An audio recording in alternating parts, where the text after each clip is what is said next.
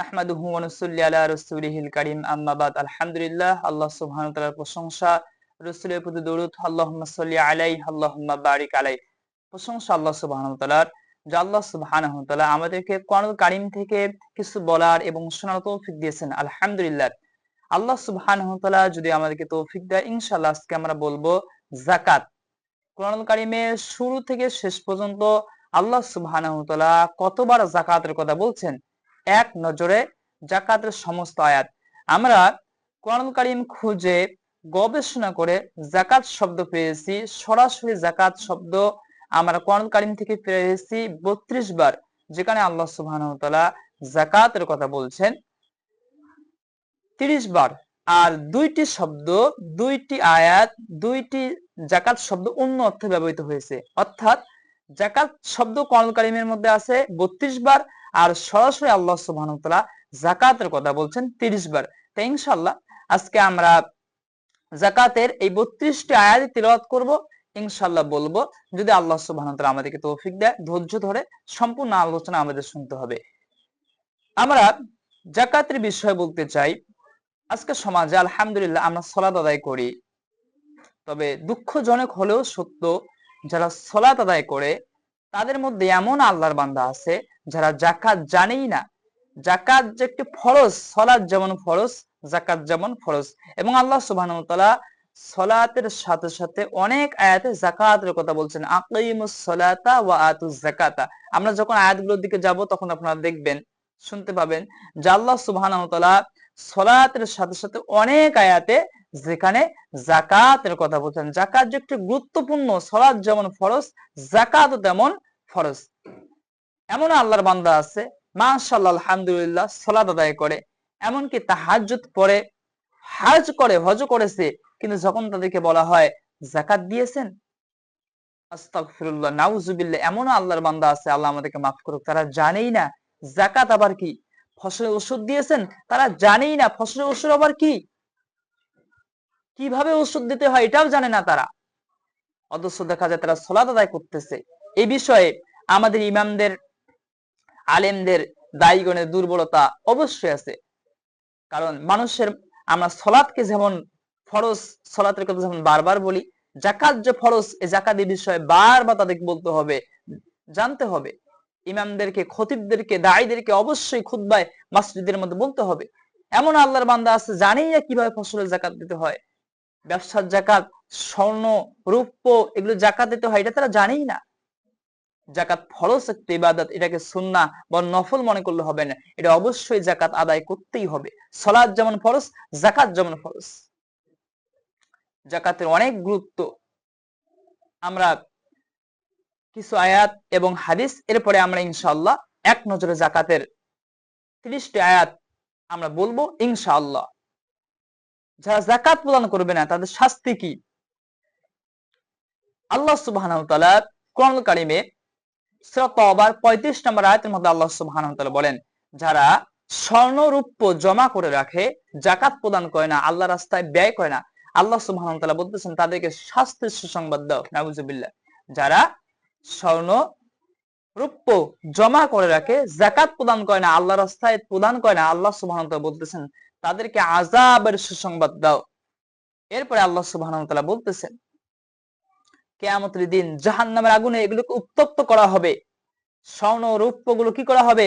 জাহান্নামের আগুনে উত্তপ্ত করা হবে, জাহান্নামের আগুনে গরম করা হবে। এরপর তাদের কপালে, পাশে এবং পিঠে সেকা দেওয়া হবে, আর বলা হবে যে সম্পদ তোমরা জমা করে রেখেছিল, এই সম্পদ গুলো তোমরা কি করো, এই সম্পদের আযাব তোমরা আজকে ভোগ করো। কিয়ামতের দিন এভাবে তাদেরকে বলা হবে যে সম্পদের পেছনে স্বর্ণ রৌপ্য জমা করে রেখেছিলে, সম্পদের যাকাত প্রদান করনি, আজকে এই সম্পদের ছাকা ভোগ করো, জাহান্নামের আগুনের দহন শাস্তি আজকে তোমরা ভোগ করতে থাকো। যারা স্বর্ণ রৌপ্য জমা করে রাখে, কিয়ামতের দিন তাদেরকে এভাবে শাস্তি দেওয়া হবে।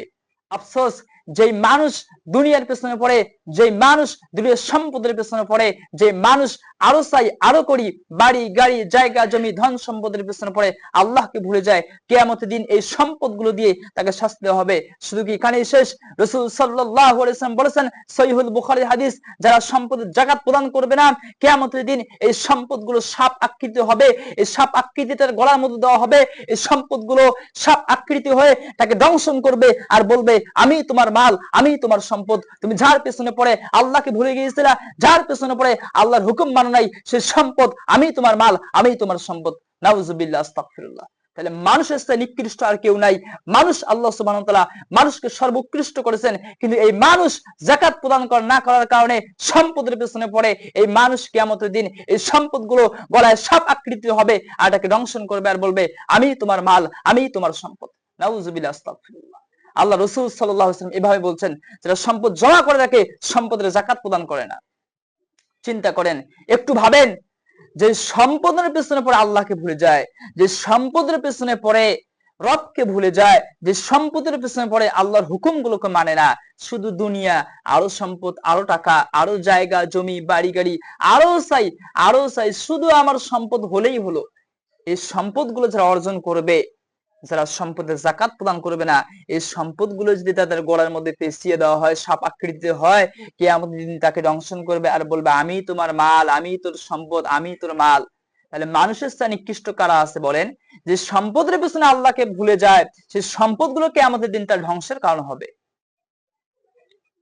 এজন্য যাকাত আমাদেরকে প্রদান করতে হবে। আল্লাহ সুবহানাহু ওয়া তাআলা এরপর 41 নম্বর সূরা 7 নম্বর আয়াতের মধ্যে বলছেন, আল্লাযীনা লা ইউতুনা যাকাতা ওয়া হুম বিল আখিরাতি হুম কাফিরুন। যারা যাকাত প্রদান করে না তারা আখিরাতে অবিশ্বাসী, তারা আখিরাতকে বিশ্বাস করে না। আপনার কতটুকু ঈমান আছে? আপনি যদি আল্লাহর জন্য সদকা না করেন তাহলে আপনার তো ঈমানই নাই। আল্লাহ সুবহানাহু ওয়া তাআলা এখানে বললেন, যারা যাকাত প্রদান করে না তারাই আখিরাতে অবিশ্বাসী। যাকাত প্রদান করতে হবে। আবার যারা সম্পদ জমা করে আর বারবার গণনা করে, আল্লাহ সুবহানাহু ওয়া তাআলা সূরা হুমাযার মধ্যে বলেন, আল্লাযী জামাআ মালান ওয়া আদ্দাদা। যারা সম্পদ জমা করে আর বারবার এই সম্পদগুলো কি করে? গণনা করে। সম্পদ জমা করে আর বারবার কি করে? গণনা করে। আল্লাহ সুবহানাহু ওয়া তাআলা বলতেছেন, আল্লাযী জামাআ মালান ওয়া আদ্দাদা ইয়াহসাবু আন্না মালাহু আখলাদা। আর সে ভাবে এই সম্পদগুলো তাকে অমর করে রাখবে। এত তার ফ্ল্যাট, এত তার ব্যবসা, এত তার কারখানা, এত কিছু তার সম্পদ, এই সম্পদগুলো সে তাকে অমর করে রাখবে, মানে সে চিরদিন, মানে মরিয়ার বাসি, দুনিয়ার জীবনে হলো একমাত্র জীবন। আসলে মৃত্যুর পরে জীবন বলতে মনে হয় আর কিছুই নাই। যাদের এরকম ধারণা, সম্পদগুলো জমা করে আর বারবার গণনা করে আর ভাবে এই সম্পদগুলো তাকে অমর করে রাখবে, আল্লাহ সুবহানাহু ওয়া তাআলা বলতেছেন, ইয়াহসাবু আন্না মালাহু আখলাদা কাল্লা লা ইউমবাযান্না ফিল হুতমা। যারা ভাবে এই সম্পদগুলো তাকে অমর করে রাখবে, রব্বুল আলামিন বলতেছেন, কাল্লা, কখনোই নয়, কাল্লা লা ইউমবাযান্না ফিল হুতমা, সে নিক্ষিপ্ত হবে হুতমায়। ওমা আদরাকা মাল হুতমা, হে নবী আপনি কি জানেন হুতমা কি? আল্লাহ সুবহানাহু ওয়া তাআলা বলতেছেন, যারা সম্পদ জমা করে রাখে তারা নিক্ষিপ্ত হবে হুতমায়। ওমা আদরাকা মাল হুতমা, হে নবী আপনি কি জানেন হুতমা কি? রব্বুল আলামিন নিজেই বলতেছেন পরের আয়াতে, নারুল্লাহিল মুকদা, নারুল্লাহ, নারুল্লাহ, নারুল্লাহ, এটা হলো আল্লাহর আগুন। আল্লাহ সুবহানাহু ওয়া তাআলা যে আগুনকে তার নিজের আগুনের কথা বলতেছেন, যে এটা আল্লাহর প্রজ্বলিত আগুন, আল্লাহর প্রজ্বলিত হলো অগ্নি। যারা সম্পদ জমা করে বারবার গণনা করে আল্লাহর রাস্তায় ব্যয় করে না, এই সম্পদগুলো কিয়ামতের দিন, এই কিয়ামতের দিন তাদের কি করা হবে? হুতমায় নিক্ষিপ্ত করা হবে। হুতমা নামক জাহান্নামে, আগুনের মধ্যে তাকে নিক্ষিপ্ত করা হবে। আল্লাহ সুবহানাহু ওয়া তাআলা বলতেছেন, আল্লাতী তাতলিউ আলাল আফইদা, সে আগুন এমন আগুন হবে যা হৃৎপিণ্ড পর্যন্ত গ্রাস করবে। নাউযুবিল্লাহ। এত কঠিন হবে। যারা সম্পদ জমা করে বারবার গণনা করে তাদেরকে হুতমা নামে আগুনের মধ্যে নিক্ষিপ্ত করা হবে। আল্লাহ সুবহানাহু ওয়া তাআলা যে আগুনের ব্যাপারে বলছেন, নারুল্লাহিল মুকদা, যেটা হলো আল্লাহর প্রজ্বলিত অগ্নিশন, আল্লাহর প্রজ্বলিত আগুন। এজন্য সম্পদ জমা করে রাখা যাবে না। এই সম্পদগুলো আল্লাহর রাস্তায় কি করতে হবে? ব্যয় করতে হবে। সম্পদের যাকাত প্রদান করতে হবে। সালাত যেমন ফরজ, সম্পদের যাকাত দেওয়া হলো ফরজ। যাকাতের আমরা গুরুত্ব বললাম, যাকাত না দিলে শাস্তি কি হবে বললাম। এখন প্রশ্ন, কিভাবে আমরা যাকাত আদায় করব? যাকাত দিতে হবে ব্যবসার ক্ষেত্রে নিসাব পরিমাণ যখন সম্পদ হয়ে যাবে, এগুলো হিসাব করে আমাদেরকে যাকাত দিতে হবে শতকরা 2.5%। জাকাত দিতে হবে। ব্যবসার ক্ষেত্রে, এরপর সোনা রূপা, এরপর ফসলের ক্ষেত্রে জাকাত প্রদান করতে হবে। ফসলের জাকাত কিভাবে? যদি সেটা সেচের মাধ্যমে হয় সেখানে 20 ভাগের 1 ভাগ, আর যদি বৃষ্টির পানিতে হয়, আল্লাহর রহমতে হয়ে যায়, সেখানে যদি পানি দেওয়ার প্রয়োজন হয় না আমাদের, সেখানে দিতে হবে 10 ভাগের 1 ভাগ। এই বিষয়গুলো আপনারা আরো আলেমদের কাছ থেকে, শায়েখদের কাছ থেকে, মুফতিদের কাছ থেকে জেনে ফসলের জাকাত কিভাবে দিতে হয়, ব্যবসার জাকাত, স্বর্ণরূপর জাকাত কিভাবে দিতে হয়, নিসাব পরিমাণ হলেই দিতে হয়, এই বিষয়গুলো আপনারা আরো জেনে তারপর জাকাত আদায় করবেন। তা আমরা আজকে বলবো ইনশাআল্লাহ জাকাতের এক নজরে, যেখানে আল্লাহ সুবহানাহু ওয়া তাআলা সরাসরি 32 বার জাকাতের কথা বলছেন, 30টি শব্দ জাকাতের অর্থে ব্যবহৃত হয়েছে। আমরা ইনশাআল্লাহ শুরু থেকে শেষ পর্যন্ত জাকাতের কথা বলবো। আল্লাহ সুবহানাহু ওয়া তাআলা সর্বপ্রথম জাকাতের কথা বলেন সূরা বাকারা 2 নম্বর সূরা 43 নম্বর আয়াতের মধ্যে। আল্লাহ সুবহানাহু ওয়া তাআলা বলেন, وأقيموا الصلاة وآتوا الزكاة واركعوا مع الراكعين। রব্বুল আলামিন বলেন, তোমরা সালাত কায়েম করো, যাকাত প্রদান করো, আর রুকুকারীদের সঙ্গে রুকু করো। সুবহানাল্লাহি বিহামদি।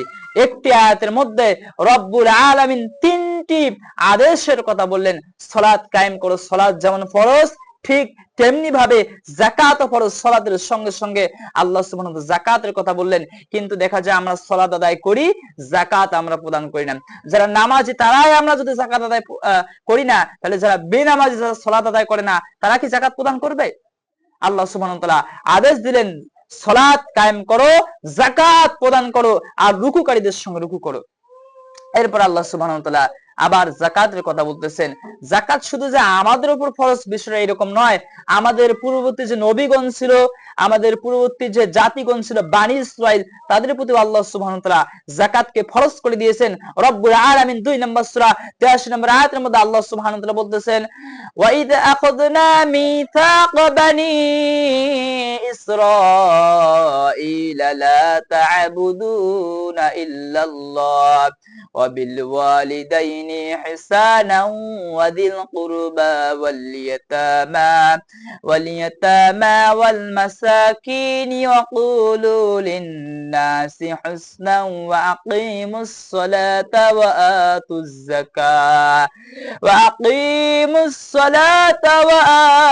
الزكاة ثم توليتم إلا قليلا منكم وأنتم মুরিদুন। আল্লাহ সুবহানাহু ওয়া তাআলা বলতেছেন, যখন আমি বনী ইসরাইলদের থেকে অঙ্গীকার নিয়েছিলাম যে আল্লাহ ব্যতীত আর কারো ইবাদত করবে না, লা তা'বুদুনা ইল্লাল্লাহ, আল্লাহ ব্যতীত অন্য কারো ইবাদত করবে না, পিতা মাতার সঙ্গে, আত্মীয় স্বজন, এতিম মিসকিনদের সঙ্গে ভালো ব্যবহার করতে হবে এবং মানুষের সামনে উত্তম কথাগুলো বলতে হবে, সালাত কায়েম করতে হবে, সালাত কায়েম করবে, যাকাত প্রদান করবে। আল্লাহ সুবহানাহু ওয়া তাআলা তাদেরকেও সালাতের কথা, যাকাতের কথা বলেছিলেন। আল্লাহ সুবহানাহু ওয়া তাআলা বলতেছেন, অতঃপর তোমাদের মধ্যে কিছু লোক ব্যতীত, অল্প লোক ব্যতীত সকলেই কি করেছিল? বিমুখ হয়েছিল। নাউজুবিল্লাহ। আল্লাহ সুবহানাহু ওয়া তাআলা তাদেরকে আদেশ দিয়েছিলেন যে আল্লাহ ব্যতীত অন্য কারো ইবাদত করা যাবে না। পিতা মাতা, আত্মীয় স্বজন, এতিম মিসকিন মুসাফিরদের সঙ্গে ভালো ব্যবহার করতে হবে, উত্তম কথাগুলো বলতে হবে, সালাত কায়েম করতে হবে, যাকাত প্রদান করতে হবে। আল্লাহ সুবহানাহু ওয়া তাআলা তাদেরকে এই 4টি আদেশ দিয়েছিলেন, কিন্তু কিছু লোক ব্যতীত সকলেই মুখ ফিরিয়ে নিয়েছিল। আজকে আমাদের সমাজে একই ভাবে দেখতে পাই যে আজকে আমরা সালাত কায়েম করি না, আমরা যাকাত প্রদান করি না। স্বল্প সংখ্যক লোক ব্যতীত, যদিও কিছু আল্লাহর বান্দা সালাত আদায় করে, তার মধ্যেও তারা কি করে না? যাকাত তারা আদায় করে না। এই যাকাত আমাদেরকে আদায় করতে হবে। আল্লাহ সুবহানাহু ওয়া তাআলা ফরজ করে দিয়েছেন, সালাত যেমন ফরজ, যাকাত ঠিক তেমনি ভাবে ফরজ। শুধু আমাদের উপর ফরজ ছিল তা নয়, বনী ইসরাইলদের উপর যাকাত ফরজ ছিল। আল্লাহ সুবহানাহু ওয়া তাআলা বনী ইসরাইলদের কথা আমাদেরকে বলতেছে। এরপরে আল্লাহ সুবহানাহু ওয়া তাআলা আবার যাকাতের কথা বলতেছেন 2 নম্বর সূরা 110 নম্বর আয়াতের মধ্যে। রব্বুল আলামিন বলতেছেন, ওয়া আকিমুস সালাতা ওয়া আতুজ যাকাত ওয়া মা তুকদ্দিমু লিআনফুসিকুম মিন খায়রিন তাজিদুহু ইনদাল্লাহ ইন্নাল্লাহা বিমা তা'মালুনা বাসীর। আল্লাহ সুবহানাহু ওয়া তাআলা বলেন, তোমরা সালাত কায়েম করো, যাকাত প্রদান করো, এবং তোমরা তোমাদের জীবনের জন্য যে সৎ কাজগুলো আল্লাহর নিকট প্রেরণ করাবা, আল্লাহর নিকট পাঠাবা, আল্লাহর নিকট তার মর্যাদা, তার প্রতিদান পেয়ে যাবা। বলেন সুবহানাল্লাহি ওয়া বিহামদিহি।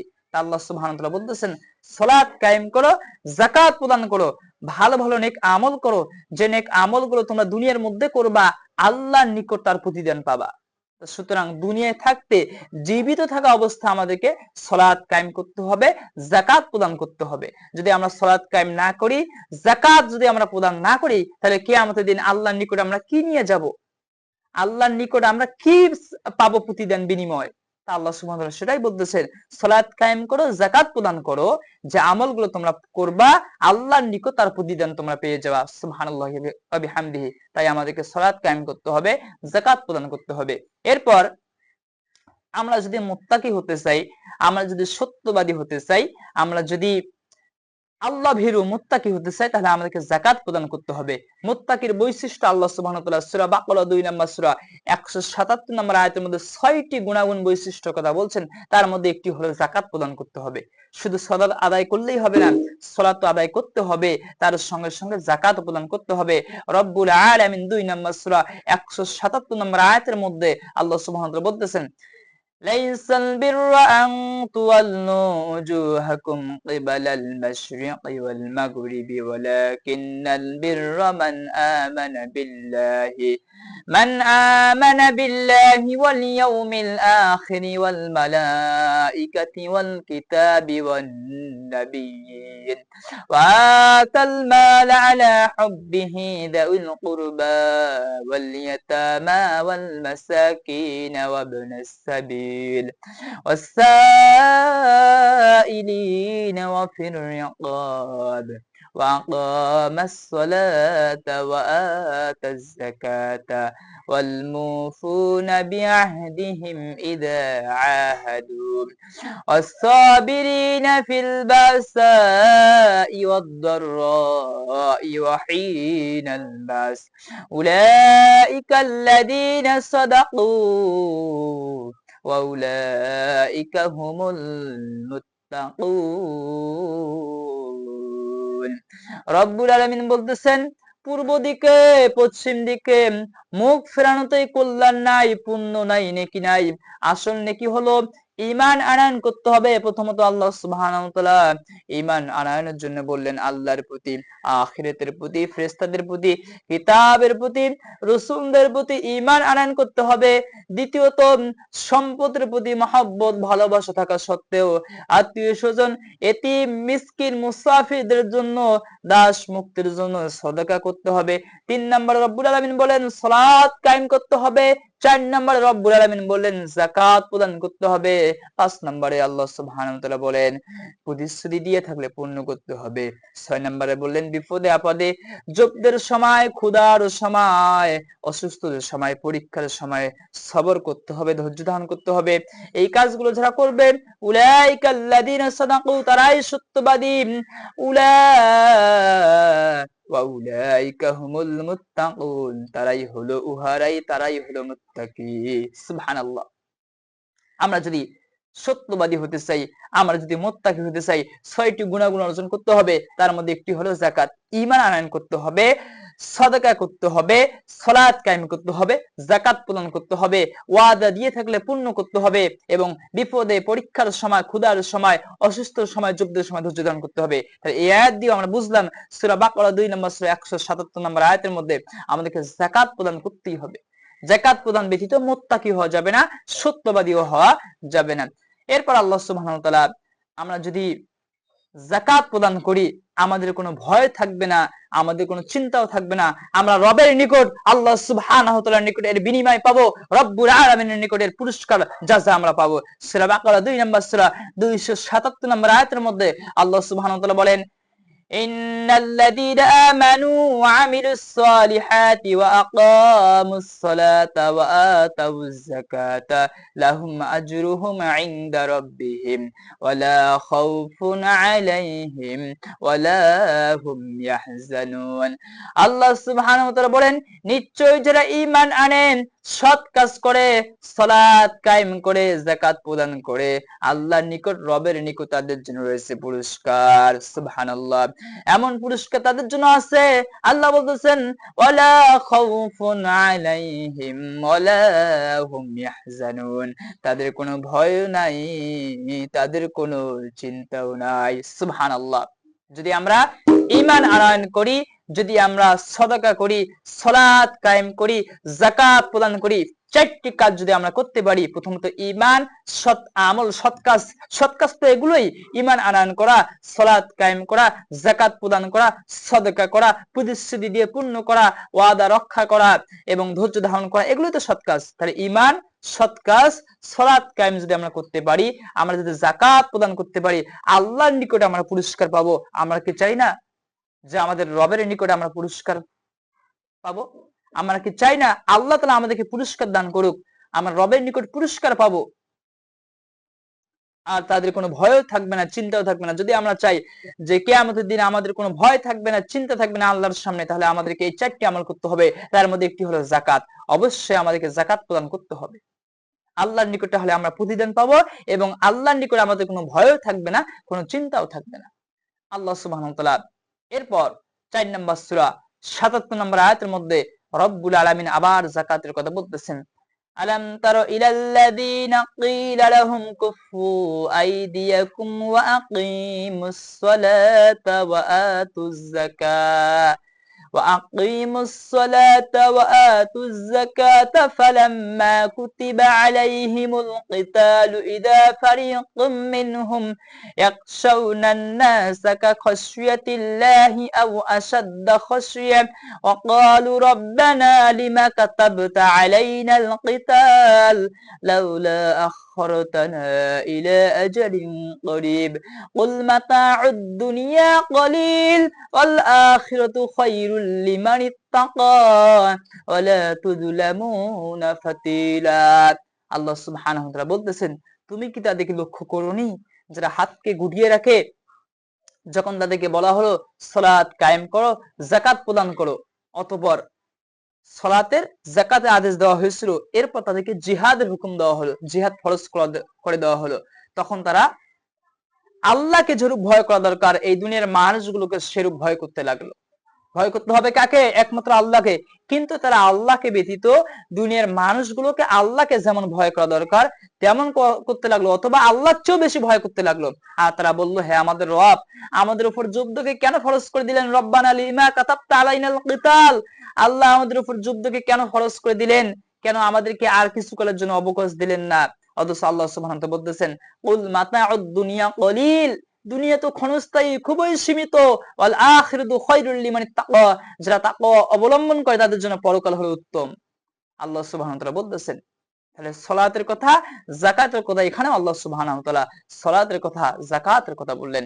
এরপর রব্বুল আলামিন আল্লাহ সুবহানাহু ওয়া তাআলা আবার যাকাতের কথা বলতেছেন 4 নম্বর সূরা 162 নম্বর আয়াতের মধ্যে আল্লাহ সুবহানাহু ওয়া তাআলা বলতেছেন, লাকিনির রাসিখুনা ফিল ইলমি মিনহুম ওয়াল মুমিনুনা ইউমিনুনা বিমা উনজিলা ইলাইকা ওয়া মা উনজিলা মিন